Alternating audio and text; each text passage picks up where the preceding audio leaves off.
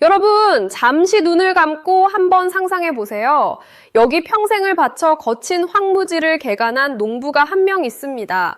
그냥 호미로 밭 좀 가는 수준이 아니에요. 무려 30년입니다. 이 농부는 30년이라는 긴 세월 동안 자신의 전 재산을 탈탈 털어 넣었어요. 금액으로 따지면 무려 80조 원 땅을 사고 돌을 골라내고 저 멀리 강에서부터 물기를 끌어오고 최첨단 창고까지 지었습니다. 비가 오나 눈이 오나 오직 그 땅만 바라보며 자신의 청춘을 다 바쳤죠. 드디어 수확의 계절이 왔습니다. 황금빛 작물이 끝도 없이 펼쳐져 있어요. 농부의 가슴은 얼마나 벅차오르겠습니까? 드디어 내 고생이 보상받는구나. 이제 이 귀한 작물을 싣고 시장에 내다 팔기만 하면 나는 세계 최고의 부자가 된다. 그런데 이게 웬일입니까? 정작 그 수확물을 실어 나를 트럭이 농부에게는 없습니다. 창고에는 수확물이 썩어가는데 이걸 옮길 운송 수단이 없는 거예요. 그때 옆집 사는 이웃이 쓱 나타납니다. 아주 거대하고 튼튼하고 최신식 냉동 설비까지 갖춘 초대형 트럭을 몰고 말이죠. 어이 이웃사촌 농사 짓느라 고생 많았네. 근데 그거 자네 리어카로는 다 못 옮기잖아? 내가 옮겨줄게. 대신 운송비는 아주 두둑이 쳐줘야 해. 농부는 피눈물을 흘리며 옆집 트럭에 자신의 보물 같은 작물을 실어 보냅니다. 땀은 농부가 흘렸는데 정작 짭짤한 현금은 운전대를 잡은 옆집 이웃이 챙겨가는 상황. 이게 무슨 이솝 우화나 동화 속 이야기 같으신가요? 아닙니다. 지금 호주 대륙과 태평양 바다 위에서 실제로 벌어지고 있는 일본과 한국의 이야기입니다. 일본이 30년 동안 80조 원을 쏟아부어 만든 거대한 에너지 제국 위에서 한국 조선소가 가장 달콤한 열매를 독식하고 있는 기막힌 현장. 도대체 호주 앞바다에서 무슨 일이 벌어지고 있는 걸까요? 오늘 영상에서는 이 거대한 에너지 전쟁의 서막을 낱낱이 파헤쳐 드립니다. 일본이 호주에 건설한 것이 도대체 무엇인지, 왜 그들은 한국의 배를 빌려 탈 수밖에 없는지, 그리고 이것이 우리 계좌에는 어떤 기회가 될지. 끝까지 보시면 뉴스에서는 절대 말해주지 않는 소름 돋는 반전을 목격하게 되실 겁니다. 반갑습니다. 복잡하고 머리 아픈 경제 뉴스, 뼈만 쏙 발라 떠먹여드리는 가슴 뛰는 경제학입니다. 요즘 뉴스 보시면 조선업 슈퍼사이클이다, 수주 대박이다 이런 말 많이 들리시죠? 그런데 정작 왜 대박인지, 이게 얼마나 오래 갈지, 혹시 반짝하고 끝나는 건 아닌지 불안하신 분들 많으실 겁니다. 그냥 배 좀 많이 팔았나 보다 하고 넘기기엔 규모가 너무 크거든요. 오늘 영상을 보시는 분들은 그런 걱정 접어두셔도 좋습니다. 단순히 배 많이 팔았대요.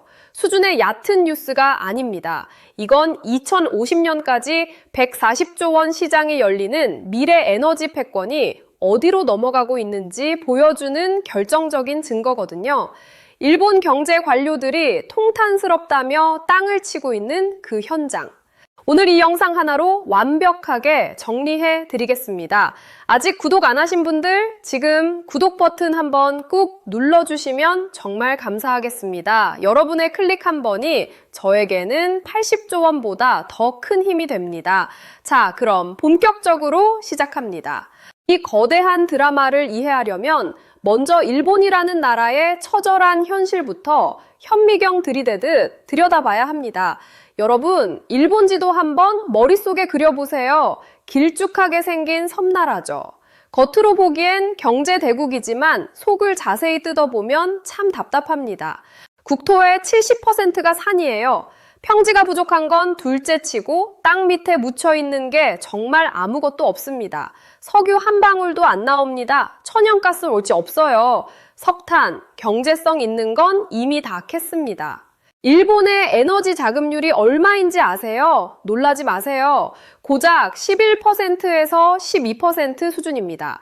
심지어 원자력 발전소가 멈춰섰던 시기에는 한 자릿수까지 떨어지기도 했어요.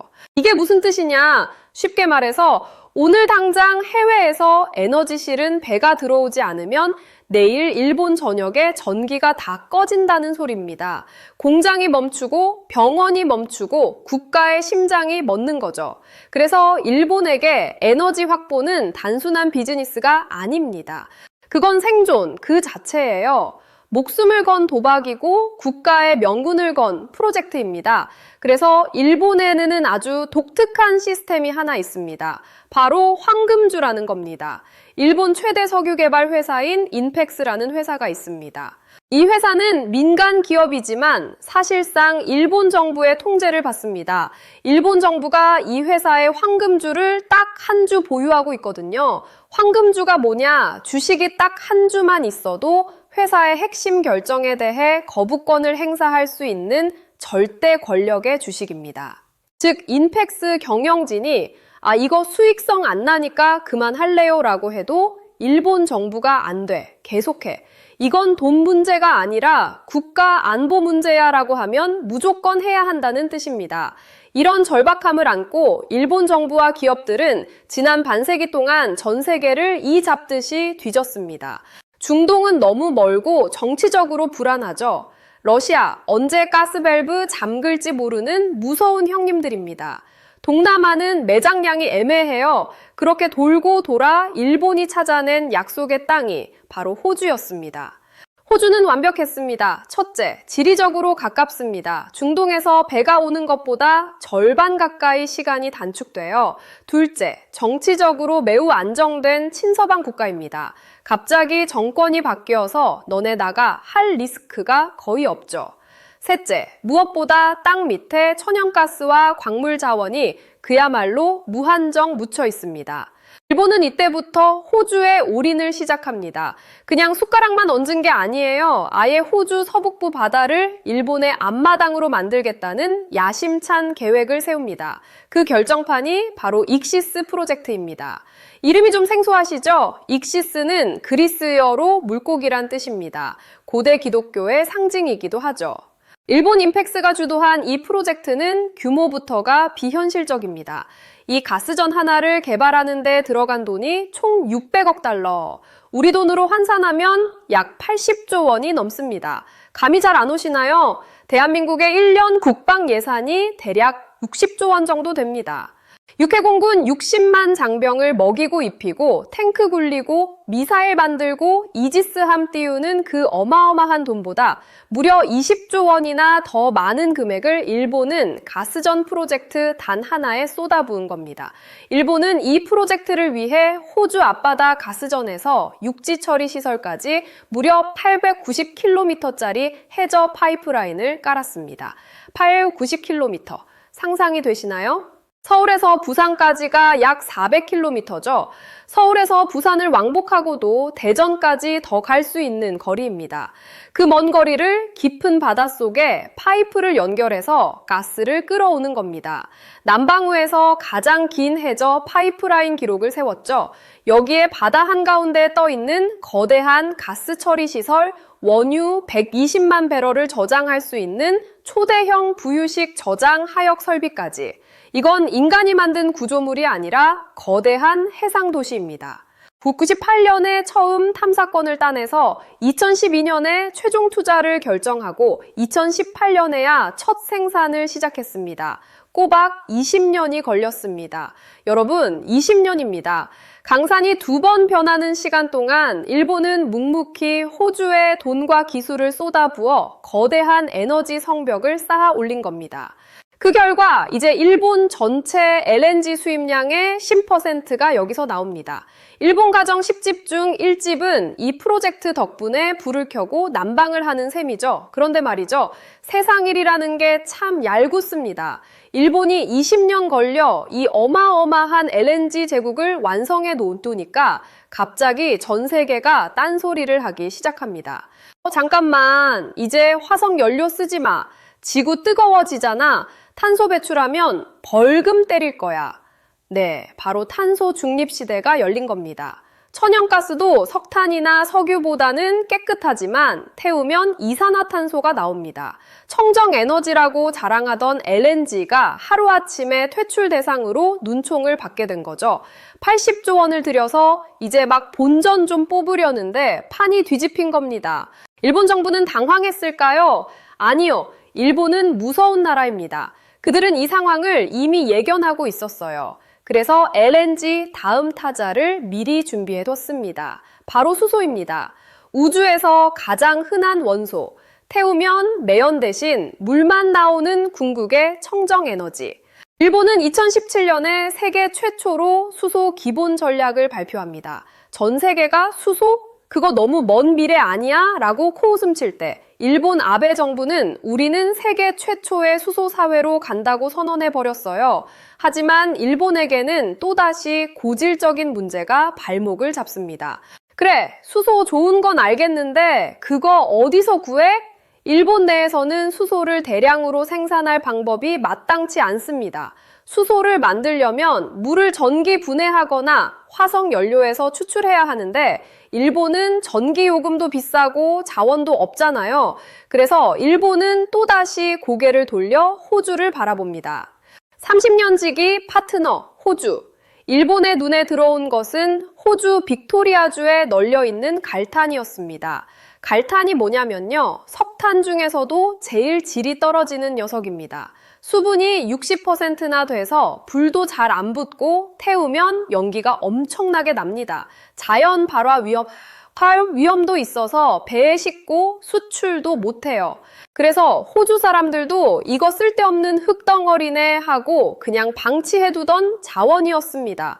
그런데 일본 기술자들이 이 갈탄을 보더니 무릎을 칩니다. 잠깐 이 갈탄을 쪄서 가스화하면 수소를 뽑아낼 수 있겠는데 버려진 돌덩어리에서 미래의 황금, 수소를 추출한다는 기막힌 아이디어. 이게 바로 일본과 호주가 추진한 HSSC 프로젝트의 시작입니다.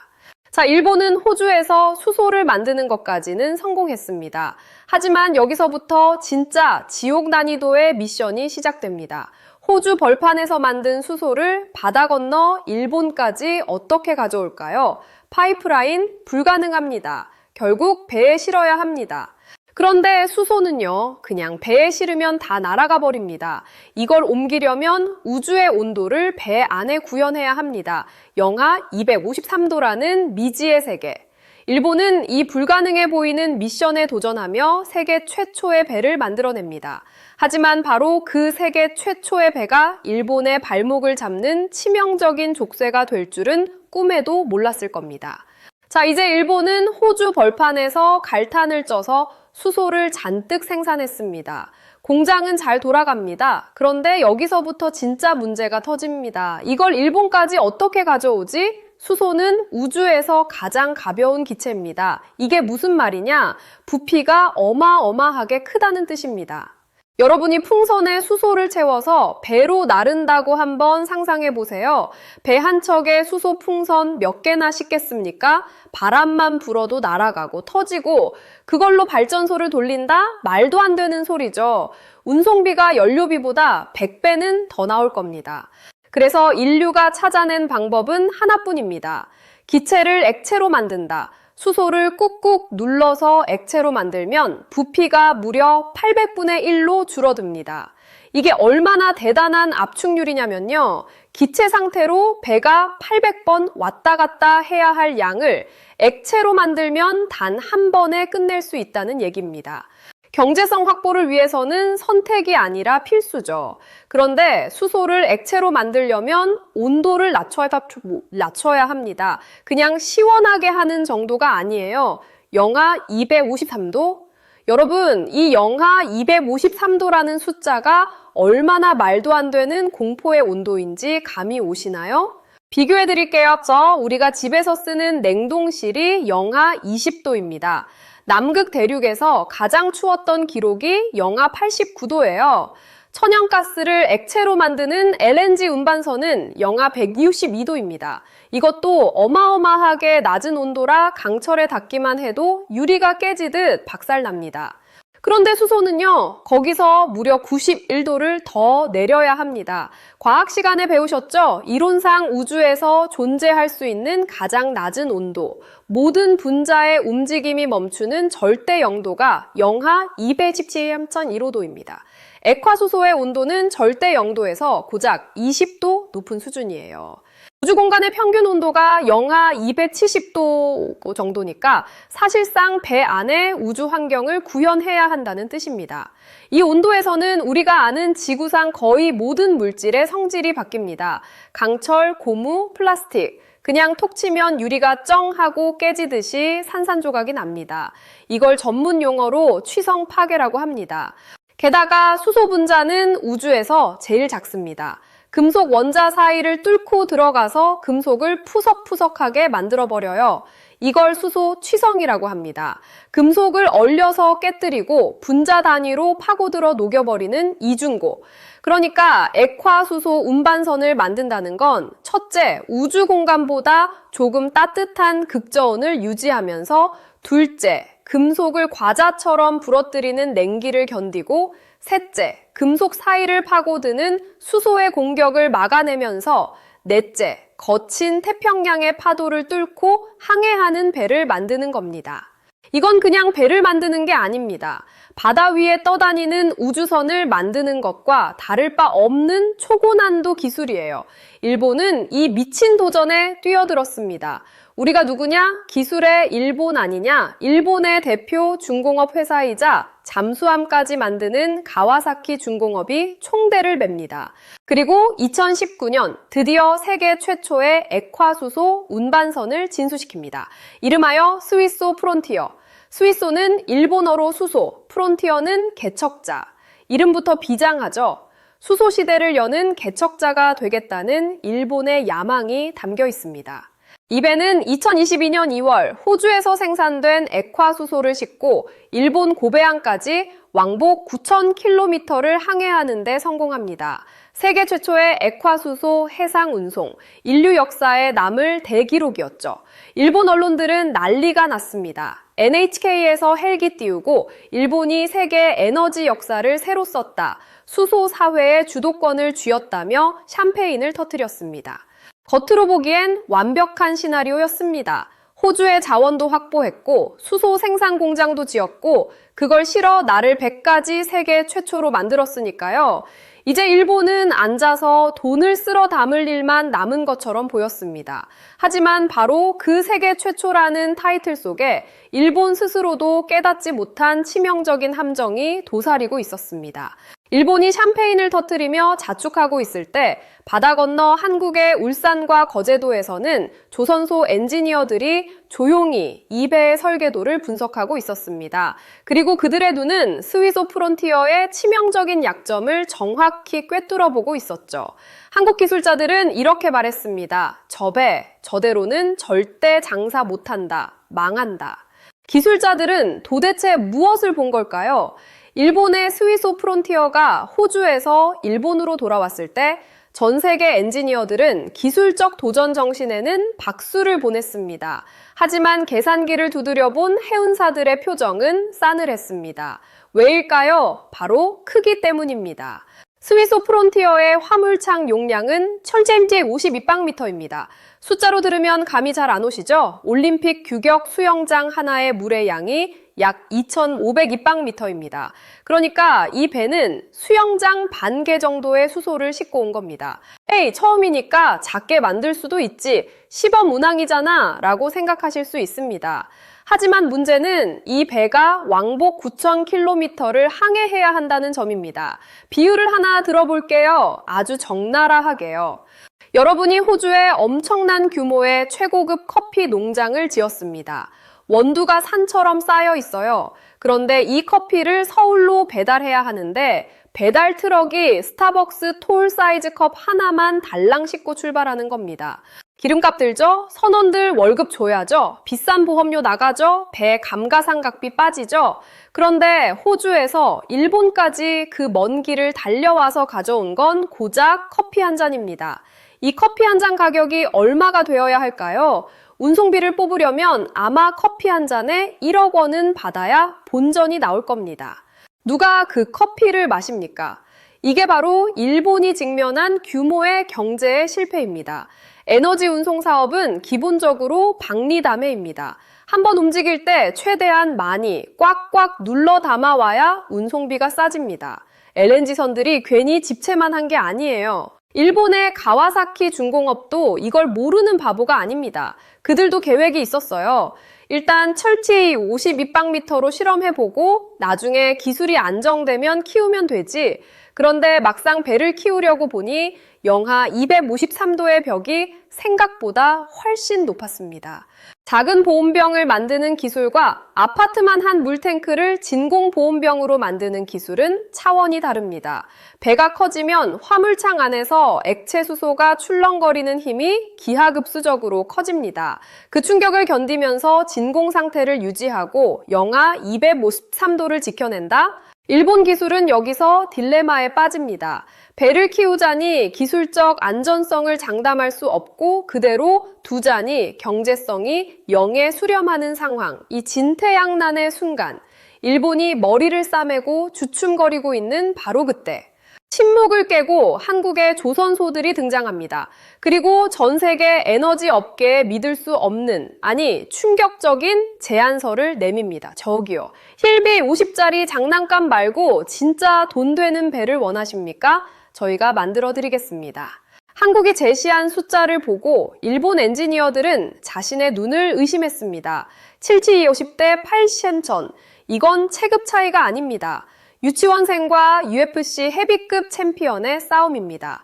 도대체 한국은 어떤 기술을 가지고 있길래 일본이 쩔쩔매는 이 극저온의 세계를 정복했다고 큰소리치는 걸까요? 이제부터 진짜 국뽕이 차오르는 구간, 한국 기술의 비밀이 벗겨집니다. 한국의 HD현대를 필두로 한 K조선 군단이 전 세계 에너지 기업들에게 제시한 스펙은 그야말로 충격 그 자체였습니다. 용량 8.7 입방미터. 잠깐, 아까 일본의 스위소 프론티어가 얼마라고 했죠? 7750입니다. 한국은 그보다 무려 63배 큰 배를 설계해온 겁니다. 7750대 8,000. 이건 체급 차이가 아닙니다. 다윗과 골리앗의 싸움도 아니에요. 유치원생과 거대 로봇의 차이입니다. 수영장 반개가 아니라 올림픽 수영장 32개를 통째로 싣고 달리는 거대 요새입니다.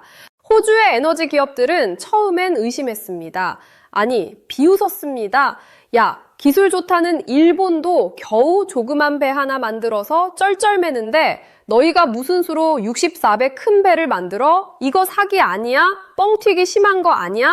하지만 한국 조선소들은 그냥 종이 쪼가리만 들고 간 게 아닙니다. 그들은 그 누구도 부정할 수 없는 압도적인 증거를 테이블 위에 올렸습니다. 바로 지난 30년간 전 세계 바다를 지배해온 LNG 운반선 건조 데이터입니다.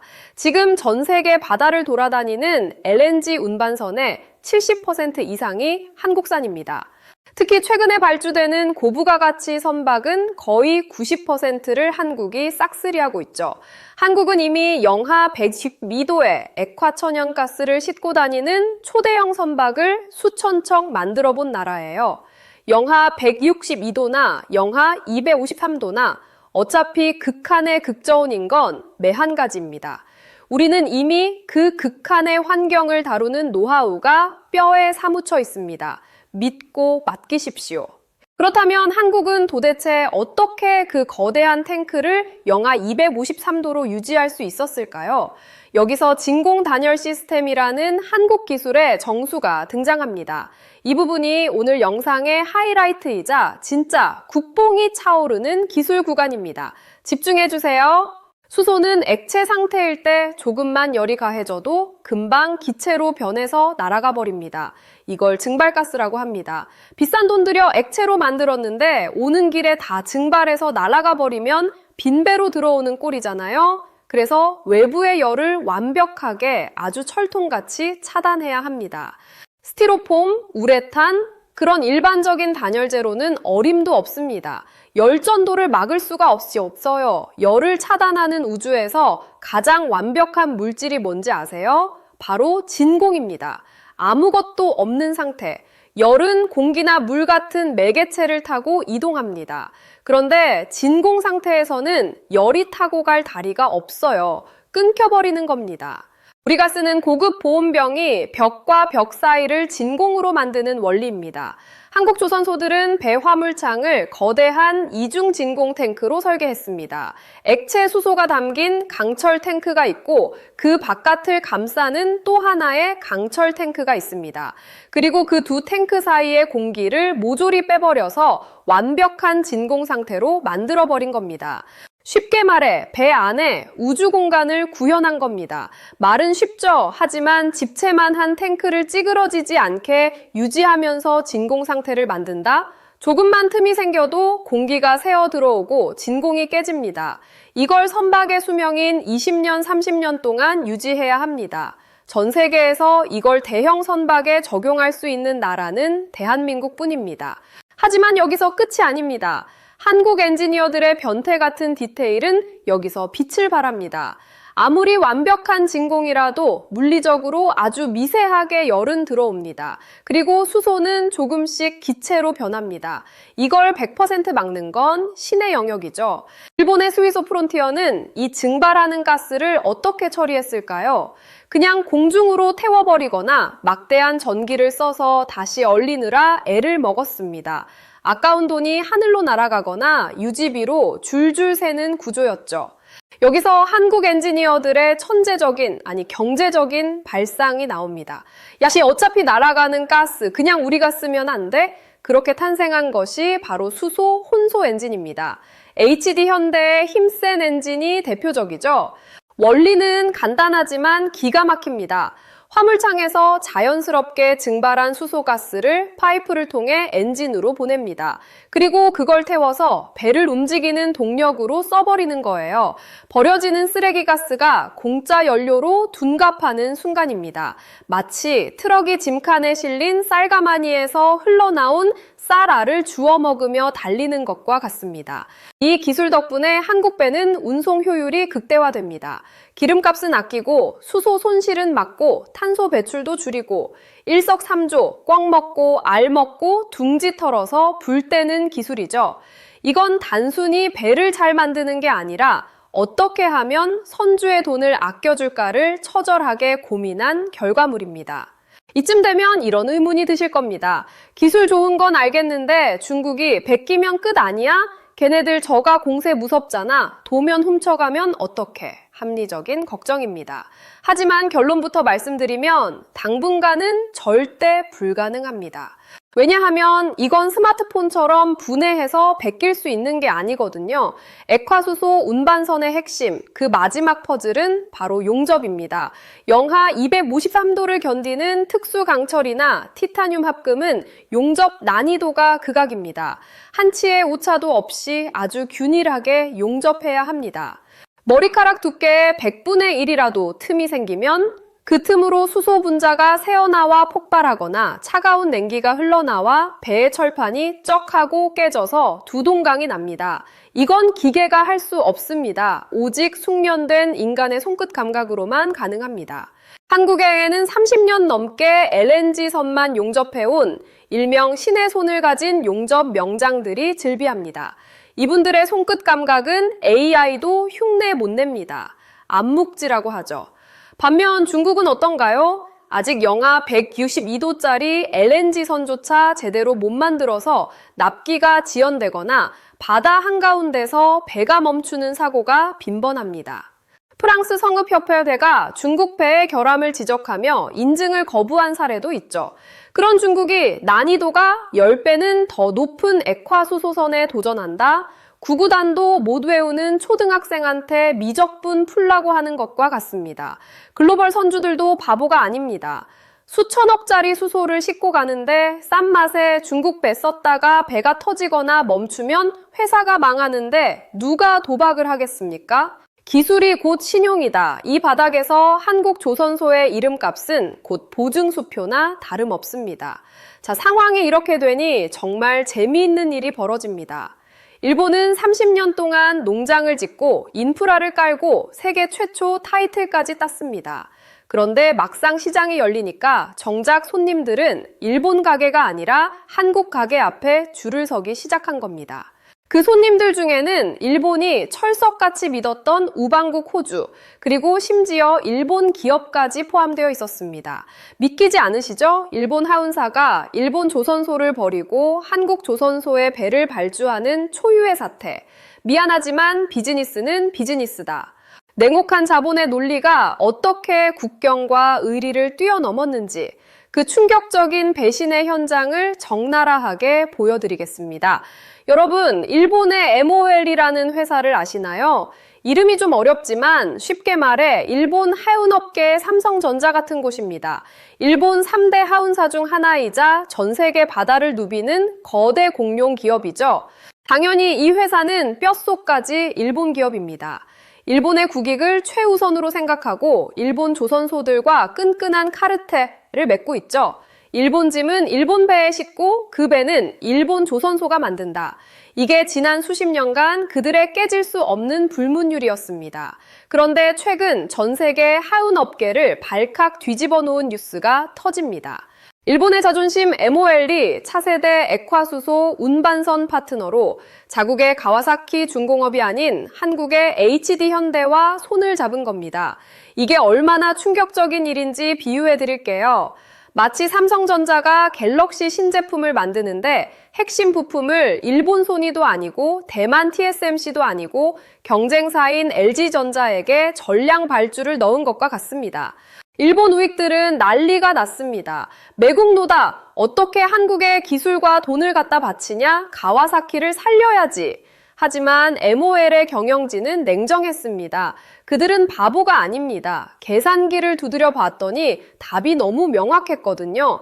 가와사키 배? 기술적으로는 의미 있지. 근데 1450짜리로 어느 세월에 돈 벌어? 우리 주주들한테 뭐라고 설명해? HD 현대 64배 더 크고 수소도 안 새고 엔진 효율도 좋아. 이걸 안 쓰면 우리가 글로벌 경쟁에서 도태돼. 죽느냐 사느냐야. 자본은 피도 눈물도 그리고 국적도 없습니다. 오직 이익을 향해서만 흐릅니다. 일본 기업조차 자국의 조선소를 버리고 한국을 선택할 수밖에 없을 정도로 기술 격차와 상업적 가치의 차이가 벌어졌다는 명백한 증거입니다. 이것만큼 확실한 승리의 보증수표가 어디 있겠습니까? MOL뿐만이 아닙니다. 판은 더 커집니다. 호주의 에너지 공룡 우드사이드를 기억하시나요? 이 회사는 호주 서부에서 거대한 수소 프로젝트를 추진하고 있습니다. 일본이 공들여온 그 호주 땅에서 말이죠. 우드사이드는 누구와 손을 잡았을까요? 네, 역시 HD 현대입니다. 여기에 세계 최대 오일 메이저 중 하나인 쉘까지 가세했습니다. 최근 HD 현대, 우드사이드, 현대글로비스, MOL 이 거대 기업들이 모여서 액화수소 운송 밸류체인 공동개발 협약을 맺었습니다. 이 명단에 일본 조선소의 이름은 없습니다. 이게 무엇을 의미할까요? 전 세계 에너지 시장을 쥐락펴락하는 큰 손들이 모여서 회의를 한 겁니다. 자, 앞으로 수소 시대가 올 텐데 운반선 규격은 뭘로 통일할까? 한국 HD 현대 모델이 제일 낫지 않아? 8만 큐빅미터? 그래, 그걸 표준으로 삼자. 땅땅땅. 산업계에서 표준이 된다는 건 정말 무서운 일입니다. 한번 표준이 정해지면 후발주자들은 죽었다 깨어나도 그 판을 뒤집기가 힘듭니다. 예를 들어 볼까요? 우리가 컴퓨터 USB 꽂을 때 전 세계 어디를 가나 모양이 똑같죠? 그게 표준의 힘입니다. 이제 앞으로 전 세계 어디서든 수소 운반선 발주할게요 하면 그 기준은 한국 배가 되는 겁니다. 항만시설, 하역 장비, 안전 규정 모든 게 한국 배의 사이즈와 스펙에 맞춰서 건설됩니다. 일본이나 중국이 나중에 더 싼 배를 만들어 와도 이거 한국 규격이랑 안 맞네? 한국 설비랑 호환 안 되네? 못 써. 돌아가. 이걸 락인 효과라고 하죠. 한국조선업은 지금 단순히 배를 몇 척 파는 게 아닙니다. 미래 에너지 유통의 고속도로 규격을 깔고 있는 겁니다. 자, 그렇다면 이 시장 도대체 돈이 얼마나 되는 걸까요? 그냥 배 몇 척 팔고 끝나는 거 아니야? 라고 생각하신다면 큰 오산입니다. 영국의 조선 하운 시황 분석 기관인 클락슨 리서치와 주요 투자은행들의 보고서를 종합해보면 2050년까지 전 세계적으로 필요한 대형 액화수소 운반선은 최소 200척 이상으로 예상됩니다. 겨우 200척이라고 하실 수 있습니다. 하지만 이 배의 가격표를 보면 입이 떡 벌어집니다. 현재 초대형 액화수소 운반선 한 척의 예상 가격은 약 4억 8천만 달러. 우리 돈으로 환산하면 6,700억 원이 넘습니다. 일반적인 LNG 운반선이 한 척에 3천억 원 정도 하거든요. 그것도 비싸다고 하는데 액화수소선은 그 2배가 넘는 초고가 사치품입니다. 바다 위에 롤스로이스, 아니 바다 위에 우주정거장이죠. 계산기를 두드려 볼까요? 6,700억 원 곱하기 200척은 134조 원, 134조 원입니다. 우리나라 1년 예산의 4분의 1에 달하는 천문학적인 돈이 이 시장에 걸려 있습니다. 그런데 이 시장을 누가 독점한다? 기술 장벽 때문에 당분간 한국 말고는 대안이 없습니다. 게다가 이건 순수하게 배값만 계산한 겁니다. 배를 팔면 끝인가요? 아니죠. 자동차를 사면 정비도 받아야 하고 부품도 갈아야 하고 보험도 들어야 하죠. 선박은 그게 훨씬 큽니다. 이것을 O&M 시장이라고 합니다. 특히 액화수소선은 기술적으로 너무 복잡해서 아무 동네 카센터에서나 못 고칩니다. 만든 놈이 고쳐야 해요. 배 수명이 보통 25년에서 30년입니다. 배를 한 척 팔면 향후 30년 동안 부품비, 수리비, 업그레이드 비용이 꼬박꼬박 한국조선소로 입금되는 연금 구조가 만들어지는 겁니다. 이 상황을 아주 적절한 역사적 비유로 정리해 드리겠습니다. 1990년대 인터넷 혁명 때를 생각해 보세요. 전 세계 바다 밑에 인터넷망, 즉 광케이블을 깐 건 미국의 AT&T나 한국의 KT 같은 통신사들이었습니다. 엄청난 돈을 들여서 바다 밑에 케이블을 깔고 기지국을 세웠죠. 그런데 정작 돈은 누가 벌었나요? 그 케이블 위에서 검색 엔진을 돌린 구글, 물건을 판 아마존, 영상을 보여준 넷플릭스가 다 벌어갔습니다. 통신사는 망가느라 빚잔치하고 플랫폼 기업은 그 위에서 돈잔치를 했죠. 지금 한일 관계가 딱 이렇습니다. 일본은 호주에 가스전을 개발하고 갈탄 공장을 짓고 수소 터미널을 만들었습니다. 막대한 인프라 투자를 감행했죠. 마치 인터넷망을 깐 것처럼요. 반면 한국은 그 인프라 위에서 가장 효율적인 운송수단이라는 플랫폼을 제공하며 부가가치를 독식합니다. 마치 구글이나 아마존처럼요. 일본이 깐 수소 고속도로 위를 한국산 트럭들이 독점해서 달리며 통행료를 쓸어 담는 형국입니다. 일본 입장에서는 배가 아프다 못해 창자가 끊어지는 고통일 겁니다. 80조 원을 투자해서 판을 깔아놨더니 제주는 일본이라는 고민 없고 돈은 한국 사장님이 챙기는 꼴이니까요. 하지만 여러분, 이것이 냉혹한 경제 생태계입니다. 먼저 시작한 자가 반드시 승리하는 것은 아닙니다. 시장이 원하는 압도적인 솔루션을 내놓는 자, 패스트 팔로워를 넘어 룰세터가 된 자만이 최후의 승자가 됩니다. 자, 이제 마지막 결론을 향해 달려갑니다. 한국조선업이 호주 앞바다를 장악했다는 사실은 알겠습니다. 국뽕도 차오르고 기분도 좋습니다. 그런데 이게 나와 무슨 상관일까요? 내 주식 계좌, 내 자산, 우리 아이들의 미래에는 어떤 영향을 미칠까요? 그냥 와, 대단하다 하고 끝내면 이 긴 영상 본 시간이 아깝죠. 마지막으로 이 거대한 흐름 속에서 우리가 놓치지 말아야 할 3가지 핵심 투자 포인트를 짚어드리고 영상을 마무리하겠습니다. 자, 긴 시간 달려왔습니다. 한국조선업이 일본의 자본 위에서 기술로 승리했다는 사실, 이제 확실히 아셨을 겁니다. 하지만 여기서 멈추면 그냥 국뽕 영상 하나 잘 봤다로 끝나버립니다. 이 영상이 여러분의 진짜 자산이 되려면 이 거대한 흐름을 어떻게 해석하고 이용할지 알아야 합니다. 투자자의 관점에서 혹은 경제를 공부하는 깨어있는 이 시민의 입장에서 우리가 놓치지 말아야 할 3가지 핵심 포인트를 정리해 드립니다. 첫째, 경기 민감주에서 기술 성장주로의 진화입니다. 과거의 조선업은 전형적인 경기 민감주였습니다. 세계 경기가 좋으면 배가 많이 팔리고 경기가 나쁘면 수주가 뚝 끊겨서 구조조정하고 기억하시죠? 2010년대 중반 대우조선해양 사태 때 수조 원의 공적 자금이 투입되면서 밑 빠진 독에 물 붓기라는 비난을 들었던 그 암울했던 시절을요. 하지만 지금은 체질이 완전히 달라졌습니다. 이제 조선업은 단순한 제조업이 아니라 기술 주도형 성장주로 변모하고 있습니다. 단순히 짐을 많이 싣는 쇳덩거리를 만드는 게 아닙니다. 영하 253도를 제어하고 수소를 연료로 태우고 AI로 자율 운항하며 바다를 건너는 최첨단 해상 플랜트를 만드는 산업이 되었습니다. 이건 진입 장벽이 너무 높아서 중국이 저가 공세로 따라오려야 따라올 수가 없는 초격차 구간입니다. 마치 반도체 산업이 단순 제조에서 미세 공정 경쟁으로 넘어가면서 기업 가치가 폭등했던 것과 비슷한 흐름입니다. 조선업을 바라보는 밸류에이션의 기준 자체가 바뀌고 있다는 신호입니다. 둘째, 에너지 안보의 키를 쥐게 되었습니다. 과거의 대한민국은 에너지를 사오는 입장이었습니다. 기름값이 오르면 전전긍긍하는 을이었죠. 하지만 이제 우리는 에너지를 배달하는 유일한 기사가 되었습니다. 한번 상상해 보세요. 2050년 탄소 중립 시대 전 세계는 수소를 원합니다.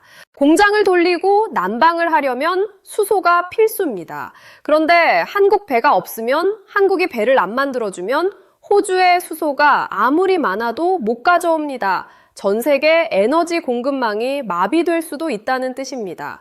이것은 단순한 돈벌이를 넘어 착취 임파스터며 국제 정치학적 위상이 달라지는 문제입니다. 우리가 글로벌 에너지 유통의 목줄을 쥐고 있는 셈이니까요. 한국 조선소의 도크가 꽉 차 있다는 건 대한민국의 외교력이 그만큼 강력해진다는 뜻과 같습니다. 셋째, 소부장의 낙수 효과를 주목하십시오. 이건 좀 더 실질적인 투자 팁입니다. 배 한 척에 6,700억 원이라고 했죠? 그 돈이 다 조선소 주머니로 들어갈까요? 아닙니다. 그중 상당 부분이 특수 소재와 핵심 부품값입니다. 영하 253도를 견디는 밸브, 파이프, 특수 단열자의 초저온 펌프. 이거 아무나 못 만듭니다.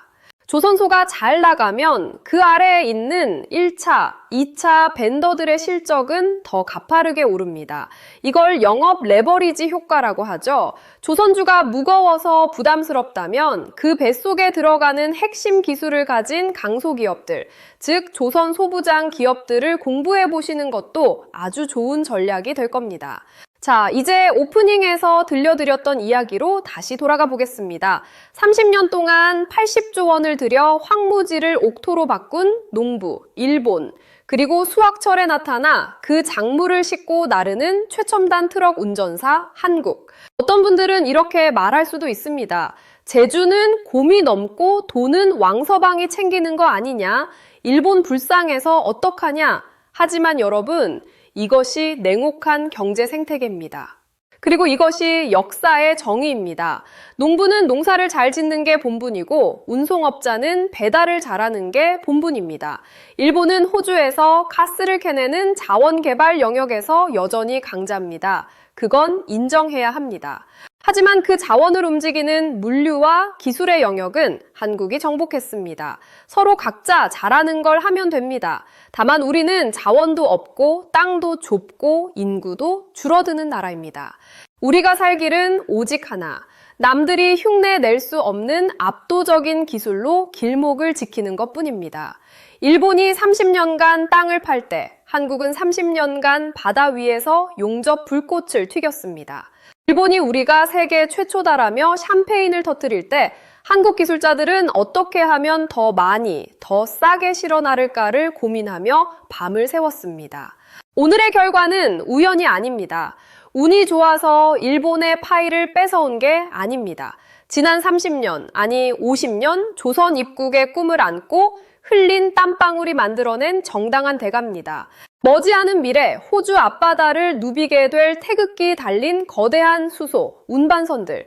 그것은 단순한 배가 아닙니다. 자원 빈국 대한민국이 기술 하나로 세계 에너지 패권의 중심에 섰음을 알리는 가슴 벅찬 승전보입니다. 오늘 제가 준비한 이야기는 여기까지입니다. 일본의 80조 원 투자가 한국 조선업의 마중물이 된 이 아이러니한 상황.